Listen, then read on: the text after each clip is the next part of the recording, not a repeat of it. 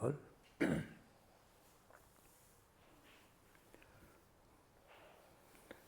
হৰিঃ ॐ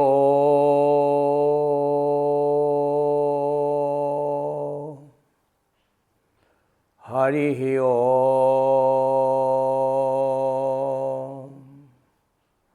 হৰিঃ ॐ ॐ শান্তি শান্তি শান্তি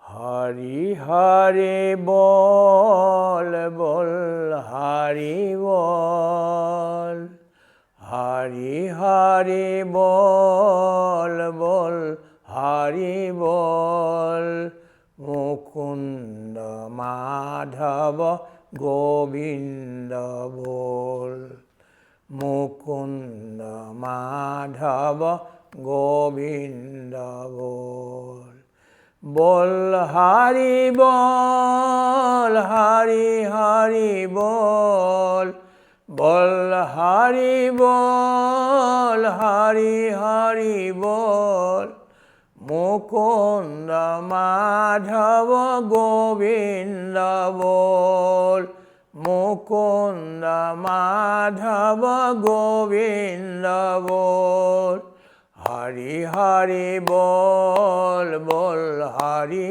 বল হরি হরি বল বল হরি বল মুকুন্দ মাধব গোবিন্দ বল বল হরি বল হরি হরি বল বল হরি বল হরি হরি বল মুকুন্দ মাধব গোবিন্দ বল মুকুন্দ মাধব গোবিন্দ বল হরি হরি বল বল হরি বল মুকুন্দ মাধব গোবিন্দ বল হৰি ওম কৃষ্ণ সমস্তজনকে প্ৰণাম জনাই আমি এতিয়া মহাপুৰুষ মাধৱদেৱৰ পবিত্ৰ নামঘোষাৰ কথা আমি আৰম্ভ কৰিবলৈ লৈছোঁ। পাৱে পৰম পদ পাপী যত, পাপীসকলে পৰম পদ কেনেকৈ পাবগৈ ইয়াৰ এটা এটা সোপান আমি কৈছোঁ।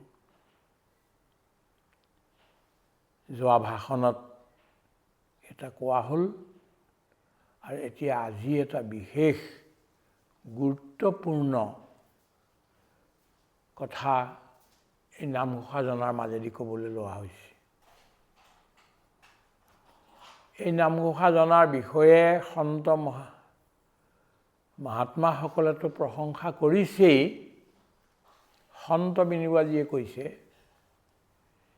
যে এই ঘোষাজনা লিখিয়ে যদি মাধৱদেৱে আৰু একোৱেই নিলিখিলেহেঁতেন তথাপিতো বিশ্বত তেখেতৰ এখন স্থান থাকিলেহেঁতেন। ইমান বিশেষ কথা মহাপুৰুষ মাধৱদেৱে ক'লে। আজি যিবিলাক মানস শাস্ত্ৰী আছে সেইসকলে মানুহৰ বৰ্গীকৰণ কৰিছে, ক্লাছিফিকেশ্যন কৰিছে দুটা। এক হ'ল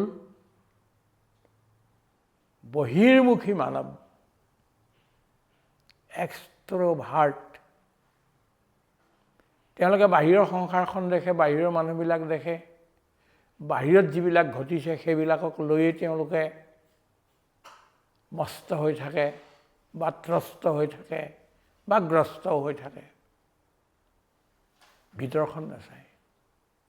কিন্তু অন্য এবিধ মানুহ আছে, ব্যক্তি আছে, যি বাহিৰৰ সংসাৰখনতকৈ ভিতৰৰ ফালেহে বেছিকৈ চায়, নিজৰ ভিতৰলৈ চায়।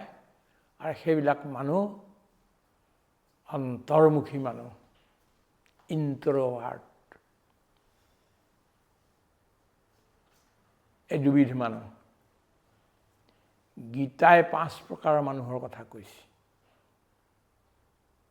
একটো হ'ল হাত থকা, ভৰি থকা লোকে কৰ্ম কৰি ভাল পায়। জনতাই কৰ্ম কৰি ভাল পায়। জনতাক কিবা এটা শিকাবলৈ হ'লেও কৰি পেলাই শিকোৱা, তুমি নিজে কৰা আৰু তাৰ উদাহৰণটো তেওঁলোকৰ সন্মুখত ৰাখা। এই কৰ্মক ভাল পোৱা লোকসকলৰ কাৰণে কৰ্মযোগৰ কথা ক'লে। কিছু ব্যক্তি আছে যি বুদ্ধিৰ দ্বাৰাহে, তৰ্কৰ দ্বাৰাহে কথা বুজি পায়। সেইসকলৰ কাৰণে মগজুটোৱে বিশেষ বস্তু, আৰু মগজুৰে তেওঁলোকে জ্ঞানৰ কথা কয়। সেইকাৰণে তৰ্কবাদী লোকসকলৰ কাৰণে জ্ঞান যোগ বা সাংখ্য যোগ শ্ৰীকৃষ্ণই ৰাখিছে। এনে এচাম মানুহ সাংখ্য যোগী। তৃতীয়তে এবিধ হ'ল ধ্যান কৰি ভাল পায়। মৌন হৈ ধ্যান কৰি ভাল পোৱা, আত্মাক ভিতৰতে পাবলৈ যত্ন কৰা এবিধ মানুহ। সেইবিলাকৰ কাৰণে ধ্যান যোগৰ ব্যৱস্থা কৰা হ'ল। সেইসকল মানুহৰ মেণ্টেল ছেটআপটো হ'ল ধ্যান যোগৰ, ধ্যান যোগী। এবিধ হ'ল শ্ৰদ্ধা যোগী। তেওঁলোকে নিজে একো কৰিব নোৱাৰে, বৰ কৰ্মীও নহয়, বৰ জ্ঞানীও নহয়, বৰ ধ্যানীও নহয়, কিন্তু যৎ যৎ আচৰতি শ্ৰেষ্ঠস্তত্তৎ দেৱেতৰো জনা। শ্ৰেষ্ঠসকলে যিটো কৰে, সমাজৰ মূৰ্ধন্য ব্যক্তিজনে যেনেকৈ কৰে ঠিক তেনেকৈ কৰিবলৈ বিচাৰে। তেওঁৰ কাৰণে শ্ৰদ্ধাযোগ, এইবিলাক হ'ল শ্ৰদ্ধালু।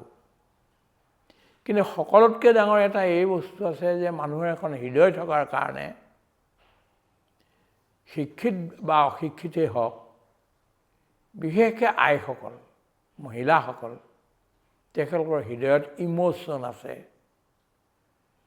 সেই ইম'শ্যনটো লৈ অনুভূতি আছে, সেই অনুভূতিত লৈ তেওঁলোকে প্ৰেম আৰু ভালপোৱা, ভক্তি কৰিবলৈ ভাল পায়। এইসকল হ'ল ভক্তি যোগী।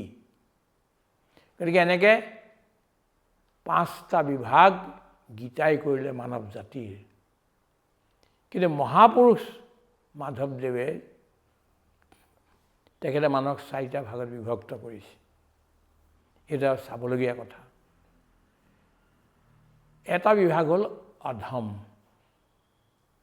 দ্বিতীয় বিভাগটো হ'ল বৰ্গটো হ'ল মধ্যম, তৃতীয় বৰ্গ হ'ল উত্তম, আৰু চতুৰ্থ বিভাগ হ'ল উত্তমোত্তম।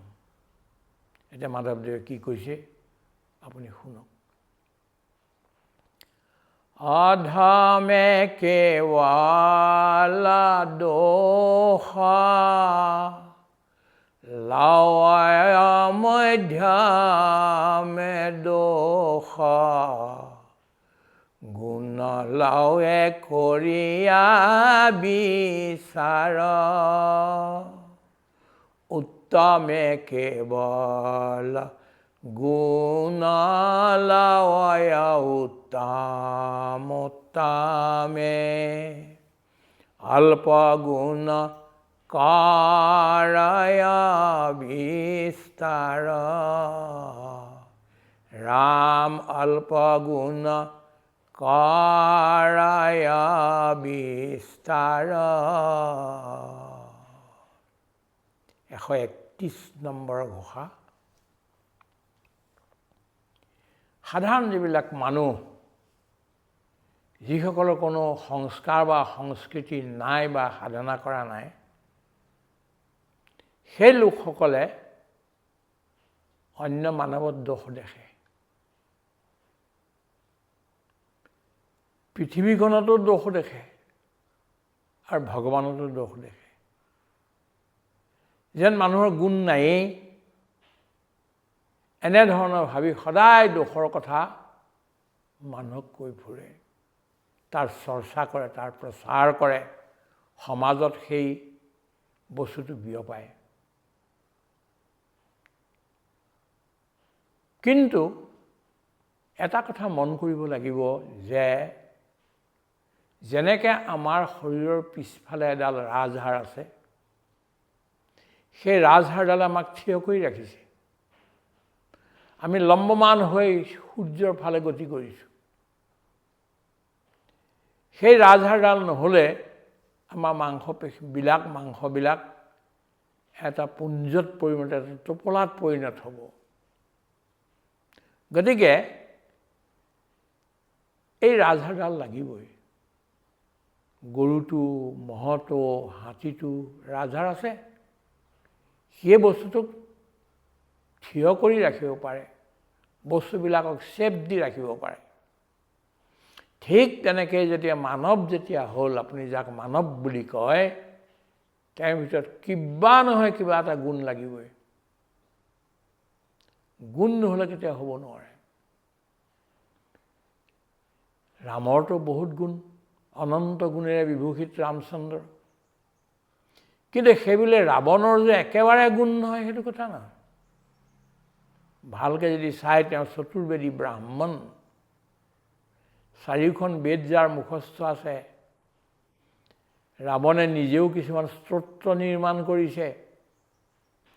ৰাৱণ এক প্ৰকাৰ চাবলৈ গ'লে বিশাল হৃদয়ৰ। ৰামকো সহায় কৰিছে। যেতিয়া প্ৰথম ৰামেশ্বৰত গৈ এতিয়া সমুদ্ৰৰ পাৰ হ'ব লাগে, সেইখিনি সময়ত এটা তেখেতে শিৱলিংগ প্ৰতিষ্ঠা কৰি তাত এটা যজ্ঞ কৰিবলগীয়া আছিল। কিন্তু চতুৰ্বেদ জনা ব্যক্তি কোনো নাছিল সেই জেগাত, সেই স্থানত। বিভীষণে ক'লে ৰাৱণক লৈ আনা। আহিবনে ৰাৱণ? বোলে আহিব। ৰাৱণক মাতিবৰ কাৰণে পঠালে। ৰাৱণক ক'লে যে আপুনি ৰামৰ এই যজ্ঞ সফল কৰিব লাগে, তাত পুৰোহিত হৈ। ৰাৱণে প্ৰথমতে ভাবিলে মোৰ বিৰুদ্ধতে যুদ্ধ কৰিবলৈ আহিছে, মোকে বিনাশ কৰিবলৈ আহিছে, মই পুৰোহিত হ'মনে? পিছৰ ক্ষণত ভাবিলে নহয়, ৰাৱণ এইখিনি সময়ত তই লংকাৰ ৰজা ৰাৱণ নহয়, তই পণ্ডিত এজন চতুৰ্বেদী ৰাৱণ। তোক যেতিয়া নিমন্ত্ৰণ কৰিছে তই যাবই লাগিব। আৰু ৰাৱণ আহিলে, যজ্ঞ সাংগ কৰিলে, ক'তো কোনো ভুল নকৰাকৈ। আৰু ৰামক তোমাৰ বিজয় হওক বুলি আশীৰ্বাদ দি থৈ গুচি গ'ল। গতিকে এইটোতো তেওঁৰ গুণ। আমি ক'ব খুজিছোঁ এইটো কথা যে প্ৰত্যেকজন ব্যক্তিৰে, লাগিলে সি অসুৰেই হওক, হিৰণ্যকশিপুৰ অসুৰ হয়, কিন্তু অসুৰ হ'লেও প্ৰহ্লাদৰ নিচিনা এজন বৈষ্ণৱাগ্ৰ মহাভকতক জন্মটো দিলে। কিবা এটা ভাল নথকা প্ৰহ্লাদৰ জন্ম তাত কেনেকৈ হ'লহেঁতেন? ইয়াৰ দ্বাৰা আমি এইটো ক'ব খুজিছোঁ যে যিমানবিলাক মানৱ আছে, সেই মানৱবিলাক যিমানেই দুষ্ট দগবাজ নহওক, কিন্তু তাৰ ভিতৰত ক'ৰবাত নহয় ক'ৰবাত এটা গুণ আছেই আছে। আমি গোটেইবিলাকে দোষী বুলি ভাবি, বেয়া বুলি ভাবি, পাপী বুলি ভাবি কণ্ডেম কৰি দিলে নহ'ব। আৰু বিশেষকৈ আমাৰ নিচিনা পাপী বা অজ্ঞানী লোকসকলে আমাৰ দোষ ভৰি আছে, থাকিলেও অন্যৰ ভিতৰত আৰু আমাৰ নিজৰ জীৱনৰ ভিতৰতো আমি ক'ৰবাত নহয় ক'ৰবাত আমাৰ গুণ আছে। We should discover the good qualities, inner good qualities in us. We should focus on that only. যিটো আমাৰ ভিতৰত কিবা নহয় কিবা এটা ভাল গুণ আছে, সেই ভাল গুণটোক আমি বিচাৰিব লাগিব, আৱিষ্কাৰ কৰিব লাগিব, আৰু সেইটোৰ ওপৰত আমি ধ্যান দিব লাগিব, সেইটোক আগবঢ়াই লৈ আহিব লাগিব। অন্যৰ গুণ দেখা, দোষ নধৰিবা, যদি কৰা অন্যৰ দোষকে কীৰ্তন, তেন্তে আত্মা হৈ মলিয়ন, তোমাৰ তেখেত ঠাই ল'ব জানিবা নিশ্চয়। এজন ব্যক্তিয়ে কিবা এটা পাপ কৰি আছে, সেই পাপ যদি তুমি চাৰিওফালে প্ৰচাৰ কৰিবলৈ ধৰা, সেইটোকে তুমি ৰতি থাকা, সেইটোৰে চিন্তন কৰা, তেতিয়াহ'লে এই ব্যক্তিজনে যিজনে পাপ কৰিছিল তেওঁৰ পৰা পাপটো লাহে লাহে আঁতৰি গৈ তোমাৰ জীৱনত সোমাব। দেখিবা কিছুদিনৰ পিছত তুমিও সেইটো পাপেই কৰি পেলাইছা। প্ৰভু যীশু খ্ৰীষ্টই কৈছিল, hide one men's sin, God will forgive two of yours. কোনোবা এজনে পাপ এটা কৰিছে, সেইটো তুমি বিস্তাৰ নকৰিবা, আনক নক'বা, তুমি সেইটো লুকুৱাইহে পেলোৱা, তেতিয়া ভগৱানে তোমাৰ দুটা পাপ ক্ষমা কৰিব। গতিকে দোষ নহয়, দোষ দৰ্শন নহয়, গুণ দৰ্শন।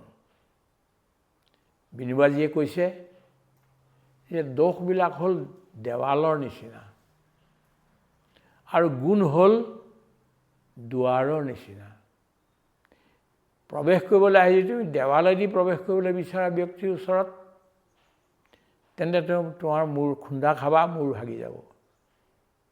যদি ঘৰটোৰ ভিতৰত প্ৰৱেশ কৰিব খুজিছা, তেতিয়াহ'লে তুমি দুৱাৰ মুখেদি দুৱাৰেদি আহিব লাগিব।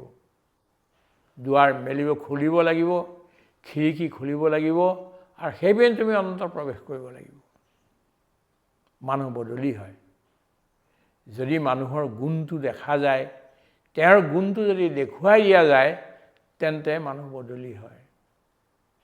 আটাইতকৈ ডাঙৰ যুদ্ধখন আছিল মহামুনি বশিষ্ঠ আৰু বিশ্বামিত্ৰৰ মাজত। বিশ্বামিত্ৰই কোনো প্ৰকাৰে কম্প্ৰমাইজেই নকৰে। গতিকে যেনে তেনে বশিষ্ঠক মাৰিবৰ কাৰণে, বশিষ্ঠক তললৈ নিবৰ কাৰণে যত্ন কৰি থাকে। কাৰণ বশিষ্ঠই তেওঁক কোনো চেংচন দিয়া নাই, চাৰ্টিফিকেট দিয়া নাই ব্ৰহ্ম ঋষি বুলি। বহুবাৰ কৈছিল, কিন্তু বশিষ্ঠই মানি নললে। তেতিয়া তেওঁ ভাবিলে যে বশিষ্ঠক হত্যা কৰিব লাগিব।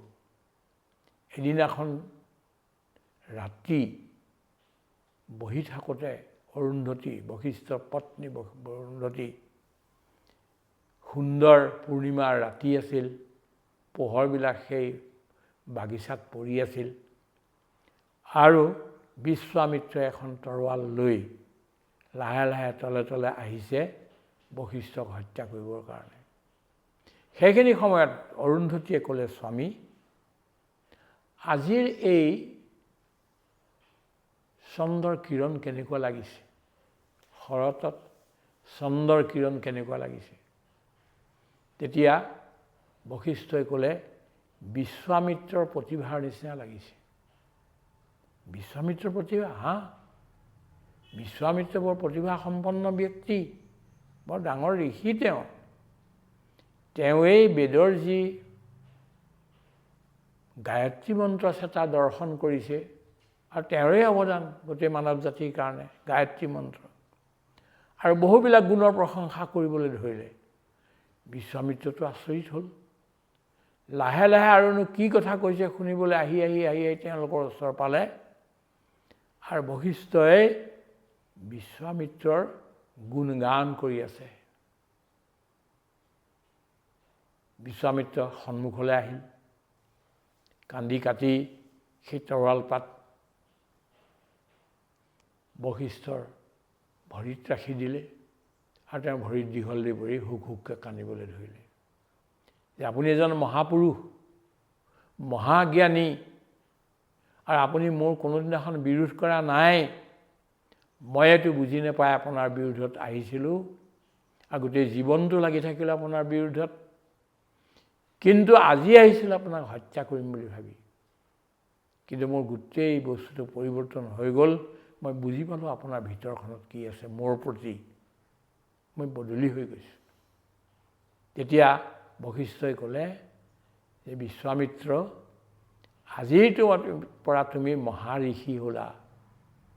তোমাৰ ভিতৰত যিটো অহংকাৰ আছিল, সেই অহংকাৰ নিজে নিজে দূৰ হ'ল আজি, আৰু তুমি মহৰ্ষি। তোমাৰতো আমি গুণবিলাক সদায় দেখি থাকোঁ। গতিকে এই সংসাৰত যদি আমি সমাজ পৰিৱৰ্তন কৰিব খুজিছোঁ, মানুহক পৰিৱৰ্তন কৰিব খুজিছোঁ, তেন্তে মানুহৰ প্ৰতিজন মানুহতে আমি গুণ দেখিব লাগিব, দোষ দেখিলে নহ'ব। কিন্তু যিসকলে দেখে সেইসকল অধম। 2 নম্বৰত আহিল মধ্যম। যি গুণ আৰু দোষ দুয়োটাৰে এনালিচিছ কৰি দুয়োটাৰে প্ৰচাৰ কৰে সেইজন হ'ল মধ্যম ব্যক্তি। তৃতীয় এজন ব্যক্তি আছে যিজনে মানুহৰ দোষ নেদেখে, কেৱল গুণহে দেখে, গুণৰ দ্বাৰাহে চলি থাকে। ক'ৰবাত যদি যেনেকুৱাই মানুহ এজন নহওক লাগিলে, তাক দেখাৰ লগে লগে তেওঁৰ গুণটো চাবলৈ বিচাৰে। আমি এক সমূহত থাকোঁ, এখন সমাজত থাকোঁ, এখন ব্যাপক সমাজ সেইখন এখন আমাৰ আশ্ৰমৰ সমাজ। যদি আমি সদায়েই প্ৰতিজনৰে দোষ দেখিবলৈ ধৰোঁ, প্ৰতিজনকে তৰ্ক কুতৰ্ক কৰি সমালোচনাই কৰি থাকোঁ, তেন্তে সমাজ নবনিব। সকলোৰে ভিতৰত যিটো সদ্গুণ আছে সেইটোক আৱিষ্কাৰ কৰি সেইটোক আগবঢ়াই লৈ যাবলৈ আমি যত্ন কৰিব লাগিব। চবৰে একেটা গুণ নাথাকে, কোনোবাটো গুণ, কোনোবাটো গুণ, কিন্তু মানুহে বুজি নাপায়। ইয়াৰ কাৰণে জাম্বৱন্তৰ বৰ আৱশ্যক। বুঢ়া জাম্বৱন্ত বৰ জ্ঞানী, কোনোদিনাখনে কোনো যুদ্ধত পৰাজয় হোৱা নাই, ৰামৰ ভক্ত। যেতিয়া সমুদ্ৰৰ পাৰত সকলো কপিসকল গৈ বহিলেগৈ, যেতিয়া লংকালৈ যাব লাগে, কেনেকৈ যাব পাৰিব জাপ মাৰি। কোনোবাজনে ক'লে মই অলপহে যাব পাৰিম, মোৰ ইমানহে শক্তি। দ্বিতীয়জনে ক'লে এইটো, অংগদে ক'লে মই যাবতো পাৰিম কিন্তু ঘূৰি আহিব নোৱাৰোঁ। হনুমানক চাইছে, হনুমান নাই। ক'লৈ গ'ল হনুমান বিচাৰি গৈছে, চাবলৈ ক'লে। তেওঁ গৈ অকলে ৰাম নাম জপ কৰি আছে। হনুমানে ৰাম নাম জপ কৰি বহি আছে, সৰু এটি বান্দৰ হৈ। তেতিয়া এই ঋষৰাজে, ভালুকৰ যি ৰজা, তেওঁ গৈ পেলাই ক'লেগৈ যে হনুমান, জাম্বৱন্তই, হনুমান তুমি ইয়াত কি কৰিছা? বোলে মই ৰাম নাম জপ কৰি আছোঁ। তুমিতো এতিয়া লংকালৈ যাব লাগিব। বোলে কেনেকৈ যাম, মইতো সৰু বান্দৰ। নহয়, তুমি পাৰিবা, তুমি এই কাম কৰিলা, সেই কাম কৰিলা, অইনে নোৱাৰা কামবিলাক তুমি কৰি গৈ থাকিলা। যেনেকৈ তেওঁক প্ৰশংসা কৰি গ'ল, তেনেকৈ হনুমান বাঢ়ি গৈ থাকিল। প্ৰকাণ্ড ব্যক্তি হ'ল, গৰ্জনা কৰিবলৈ ধৰিলে। আৰু ঘূৰি আহিলে, আহি সকলোকে নমস্কাৰ কৰি সমুদ্ৰ লংঘনৰ কামটো কৰিবৰ কাৰণে জাপ দিলে। আমাৰ কোৱা তাৎপৰ্য এইটো, সমাজত আজি প্ৰতি ক্ষেত্ৰতে, প্ৰতি স্থানতে একোজন জাম্বৱন্তৰ আৱশ্যক আছে।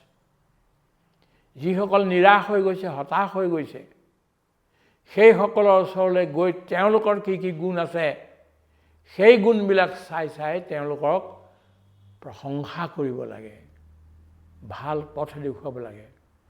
তোষামোদ কৰিব নালাগে, কিন্তু প্ৰশংসা, যিটো সঁচা সেইটো কৰি পেলাই তেওঁক আগবঢ়াই লৈ যাব লাগে। পৃথিৱীত বহুতবিলাক মহাপুৰুষ হৈ গ'ল, বৈজ্ঞানিক হৈ গ'ল, যিসকলে জীৱনৰ প্ৰথম অৱস্থাত বহুতবাৰ পৰাজয় হৈছিল, অসফল হৈছিল, কিন্তু কোনোবা নহয় কোনোবা থাকিল, আৰু যিসকলে তেওঁলোকক প্ৰশংসা কৰি তেওঁৰ গুণটো দেখুৱাই আগবঢ়াই লৈ গ'ল। এইটো দৰকাৰ হ'ব। গতিকে এইটো ক'লে যে গুণদৰ্শন কৰা। বিনুবাজীয়ে বৰ ভাল কথা এটা কৈছে, 4টা কথা ক'লে। কাল জাৰণম, কালিলৈকে কি হৈ গ'ল সেইবিলাক চব বাদ দিয়া। কোনোবাই তোমাক যদি গালি পাৰিলে, অপমান কৰিলে, তোমাক ঠগিলে, কিবা কৰিলে, সেইটো তুমি পাহৰি পেলোৱা। কাৰণ মানুহ বদলি হয়। কালি যিটো আছিল আজি সেইটো নাথাকিব, আজি বদলি যাব পাৰে, আৰু বদলি যাব। গতিকে কাল জাৰণম,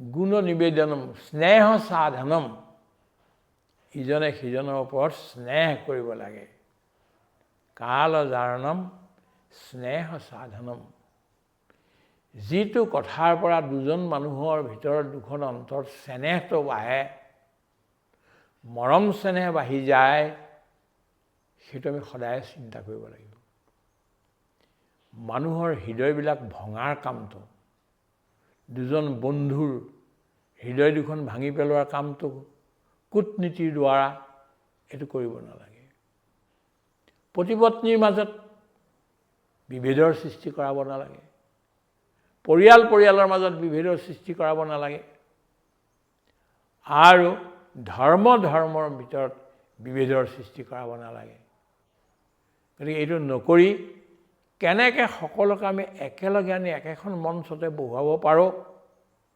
এখন সমাজ গঢ়িব পাৰোঁ তাৰহে চিন্তা কৰিব লাগে এইটো হ'ল এটা কথা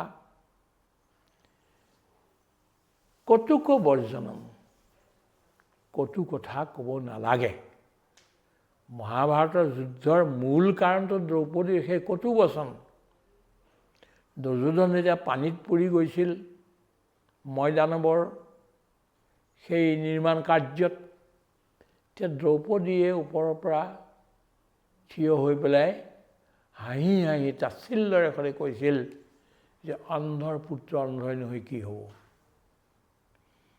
এই এটা হাঁহিৰ পৰাই এটা তাচ্ছিল্যপূৰ্ণ হাঁহিৰ পৰাই মহাভাৰতৰ যুদ্ধ হ'ল দুৰ্যোধনে ঠিক কৰিলে এতিয়া আৰু মানে ইমান অপমান পোৱাৰ পিছত এতিয়া আৰু হেৰি কৰা নাযাব কোনো কম্প্ৰমাইজ কৰা যুদ্ধ হ'বই হ'ব আৰু সেইকাৰণে আমাৰ বাণীবিলাক মিঠা হ'ব লাগে বেদৰ ইমান লাখ মন্ত্ৰ আছে তাৰ ভিতৰত কটুক শব্দ তিতা শব্দ এটাহে আহিছে এবাৰহে আহিলে কিন্তু মধুৰ শব্দটো কেৱল ঋগ্বেদতে 421 বাৰ আহিছে মধুৰ তোমাৰ কথা মধুৰলৈ ভগৱান শ্ৰীকৃষ্ণৰ কথাবিলাক অত্যন্ত মধুৰ মধুৰাষ্টক লিখিছে বল্লভাচাৰ্যই তাৰ ভিতৰত এই এটা মধুৰ হ'ল বাণীটোও তেওঁৰ বৰ মধুৰ ভগৱানৰ বাণী অত্যন্ত মধুৰ তেওঁ মধুৰ ভাষাত কথা কয় গতিকে হৃদয় ভঙা কথা নক'বা আমি গৈ গীতা আমি লিখি আছোঁ 17 অধ্যায় যেতিয়া পামগৈ তাত দিয়া আছে যে বাণী কেনেকুৱা বাণীৰ তপ কি কৰিব লাগিব তাৰ এইটো কৈছে যে কাৰো হৃদয় ভঙা বাণী ক'ব নালাগিব হৃদয় জৰোৱা বাণী ক'ব লাগিব মহাত্মা গান্ধীয়ে হৃদয় জৰোৱাৰ কাম কৰিছিলে জৱাহৰলাল নেহৰুৰ নিচিনা এজন মানুহ আচাৰ্য কৃপণিনীৰ নিচিনা এজন মানুহ বেলেগ বেলেগ দৃষ্টিৰে যোৱা বেলেগ বেলেগ পথেদি যোৱা মানুহক আনিলে আন নালাগে জৱাহৰলাল নেহৰুৱে আশ্ৰমৰ ভিতৰত চিগাৰেটো পিছিল কিন্তু মহাত্মা গান্ধীয়ে কোনোদিনাখন গালি দিয়া নাছিল ঠিক আছে তুমি পিয়া তোমাৰ বিবেকে যিদিনাখন ক'ব সেইদিনাখন তুমি এৰিবা খান আব্দুল গাফাৰ খান সীমান্ত গান্ধী তেখেত সেই জেগাতটো মাংসৰ ভোজন নকৰিলে নহয়েই গতিকে তেওঁ মাংসৰ ভোজন কৰে কিন্তু তেওঁ মহাত্মা গান্ধীৰ এজন শিষ্য গতিকে সেৱাগ্ৰাম আশ্ৰমততো মাংসাহাৰ নচলে মৎস্যাহাৰ নচলে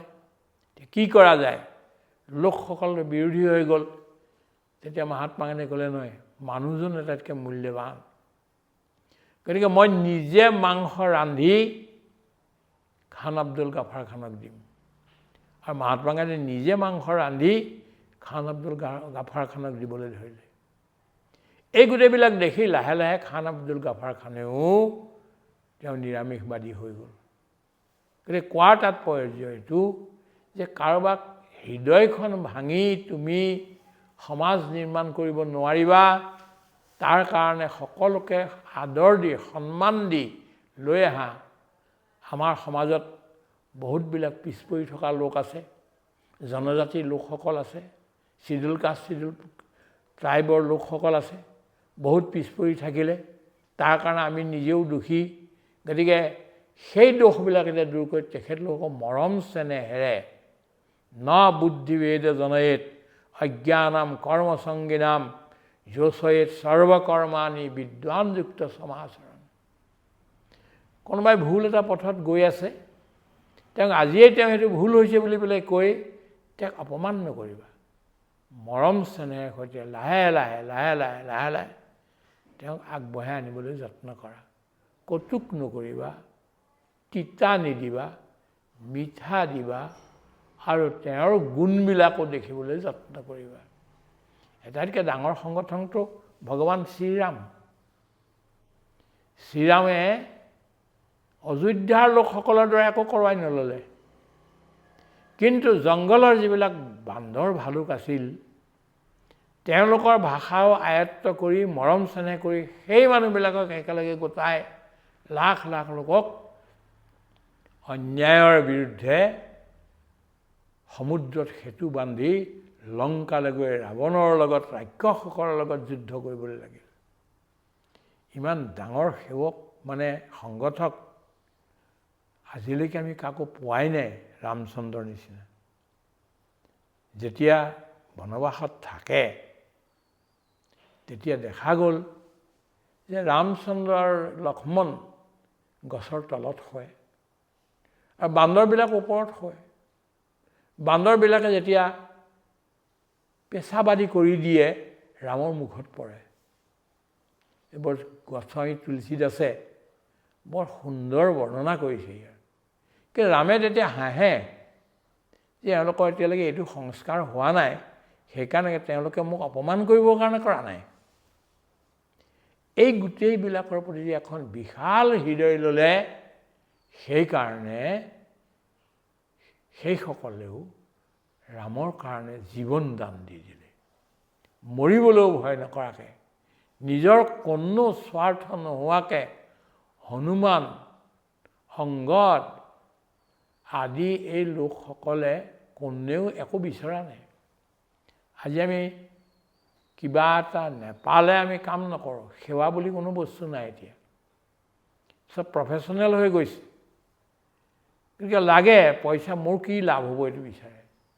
কিন্তু লাখ লাখ বান্দৰ ভালুকে নিজৰ জীৱন দি দিছে এটা সত্যৰ কাৰণে। ৰামৰ প্ৰেমৰ বাহিৰতে একো বিচৰা নাই। গতিকে এই অৱস্থালৈ আমি আহিব লাগিব। আৰু তাতকৈও ডাঙৰ কথা হ'ল উত্তম। কাৰোবাৰ যে অলপ গুণ আছে তাকে বিস্তাৰ কৰে। কোনোবা এজন ব্যক্তিৰ যদি অলপ গুণ আছে, তেওঁক অলপমান হেঁচা এটা মাৰিলে তেওঁ আৰু আগবাঢ়িব। কোনোবাই সংগীত অলপ জানে, তেওঁ মাতটো ভাল, সুৰটো ভাল, তেওঁ যদি সংগীত বিদ্যালয়ত দি দিয়া যায় তেতিয়াহ'লে তেওঁ লাভ হ'ল, বাঢ়িলে তেওঁৰ গুণটো বাঢ়িল। কোনোবাই কোনোবাটো যোগটো ভাল পাইছে, তেওঁ সেইধৰণে আগবঢ়োৱা। অল্প গুণ কৰে বিস্তাৰ। কেৱল কথা কৈ নহয়, তেওঁক জ্ঞান দি, তেওঁক প্ৰশিক্ষণ দি, তেওঁক সহায় কৰি তেওঁক নিজৰ ওপৰত খাৰা কৰা, থিয় কৰা আৰু লগে লগে সমাজত তাৰ বিস্তাৰ কৰাৰ কামটো কৰিব লাগিব। গতিকে আমি কি পালোঁ যে আমি পাপীসকলে পাপৰ পৰা দূৰ হ'বলৈ হ'লে এই চাৰিটা বস্তু আমি কৰিবই লাগিব। এইটো আমাৰ যাত্ৰা। প্ৰথম আমি অধম অৱস্থাত আছোঁ, লাহে লাহে আমি মধ্যমলৈ যাব লাগিব, তাৰপিছত আমি উত্তমলৈ যাব লাগিব, আৰু তাৰপিছত উত্তম হৈ সমাজখনৰ পৰা দুৰ্নীতি, মিথ্যা, বিভিন্ন অন্যায়, আৱৰণ এইবিলাকক দূৰ কৰি এখন বিৰাট ঈশ্বৰ ভক্তৰ মানৱ সমাজ। ঈশ্বৰ ভক্ত মানে কৃষ্ণৰ ভক্ত হ'লেই নহয়, বা ৰামৰ ভক্ত হ'লেই নহ'ব, বা হিন্দুবিলাকৰ দেৱতাবিলাকৰ ভক্ত হ'লেই নহ'ব। আল্লাহৰো ভকত হ'ব লাগিব, জেছাছ খ্ৰীষ্টৰ ভক্ত হ'ব লাগিব, বুদ্ধৰো ভক্ত হ'ব লাগিব, মহাবীৰ জৈনৰো ভক্ত হ'ব লাগিব, এনেধৰণে জৰস্থ্ৰৰো হ'ব লাগিব। যিবিলাক গুৰুৱে মানৱ জাতিৰ উন্নতিৰ কাৰণে সেইখিনি সময়ত কৰি গ'ল, পথ দেখুৱাই গ'ল, সেই গোটেইবিলাকে আমাৰ গুৰু। সৰ্বধৰ্ম সমভাৱ নহয় এতিয়া, তাতকৈ এখোজ আগলৈ গৈ সৰ্বধৰ্ম মমভাৱ, এইটোহে আচল উত্তমৰ লক্ষণ। আৰু এইটোলৈকে মাধৱদেৱে আমাক লৈ যাব বিচাৰিছে সমাজখনক, অধমৰ পৰা উত্তম। এইটো হৈছে বৰ দীঘলীয়া পথ, আৰু সাধনাৰ পথ আৰু ঈশ্বৰৰ পথ। এই পথেদি আমি আগবাঢ়িব লাগিব। সকলোকে নমস্কাৰ। হৰি ওম কৃষ্ণ।